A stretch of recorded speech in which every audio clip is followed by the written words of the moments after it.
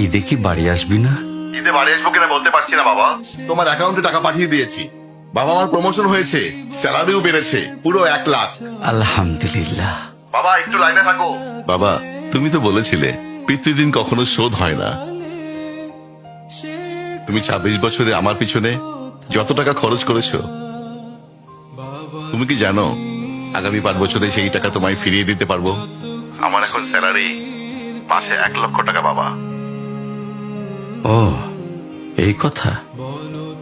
তাহলে শোন, তোকে একটা গল্প বলি। বলো বাবা। তোর বয়স যখন 4, তখন আমার বেতন 3000 টাকা। 1200 টাকা ঘর ভাড়া দিয়ে 1800 টাকায় চলে সংসার।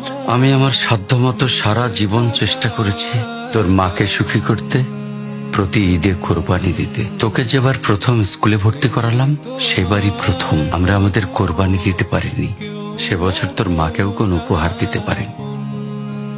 তুই যখন ভার্সিটিতে উঠলি, আমাদের অবস্থা তখন মোটামুটি ভালো, কিন্তু খুব কষ্ট হয়ে গিয়েছিল যখন আমার ট্রান্সফার হয়।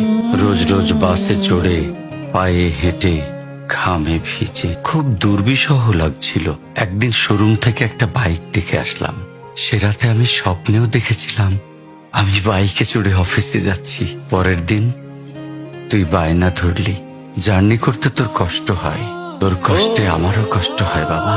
আমি বাইকটা তোকে কিনে দিয়েছিলাম। তুই এখন লাখ টাকা বেতন পাচ্ছিস, কিন্তু মনে করে দেখ, অন্য মাইনে দিয়ে ব্র্যান্ড নিউ মোবাইলে হেডফোন কানে লাগিয়ে সারা রাত গান শুনেছিস, পিকনিক করেছিস, ট্যুর করেছিস। তোর প্রতিটা দিন ছিল স্বপ্নের মতন। আর তোর টাকা নিয়ে আমি এখন হার্টের বাইপাস করাই, ডায়াবেটিক মাপাই। জানিস বাবা, ওর মাছ খাওয়া নিষেধ, মাংস খাওয়া নিষেধ। কি করে এত টাকা খরচ করি বল? তোর টাকা নিয়ে তাই আমি কল্পনার হাট বসাই। আমি বাইক চালিয়ে সারা শহর ঘুরে বেড়াই, বন্ধুদের নিয়ে সিনেমা দেখতে যাই। তোর মার হাত ধরে চাঁদনি পশরে সেন্ট মার্টিনের বালুচরে হেঁটে বেড়াই। চুপ করো বাবা প্লিজ। আমি তোমার কাছে চলে আসবো, তোমার টাকা না, আমি তোমার ভালোবাসা তোমায় ফিরিয়ে দিব বাবা। বোকা ছেলে, বাবাদের ভালোবাসা কখনো ফিরিয়ে দেয়া যায় না। ছোট্ট শিশুর মলমূত্র মোছা যায়, আর বুড়োদের ঘরেও ঢোকা যায় না। ওকে একটা প্রশ্ন করি বাবা। ধর তুই, আমি আর তোর খোকা তিনজন এক নৌকায় বসে আছি। হঠাৎ নৌকাটা ডুবতে শুরু করলো। যে কোনো একজনকে তুই বাঁচাতে পারবি, কাকে বাঁচাবি? থাক, উত্তর দিতে হবে না।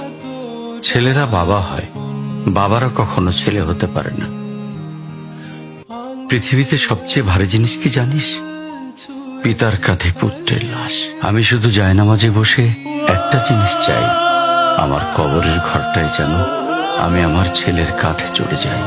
তাহলেই তুই একটা ঋণ শোধ করতে পারবি, তোকে কোলে নেয়ার ঋণ। বাবাদের ঋণ কোনোদিন শোধ করা যায় না।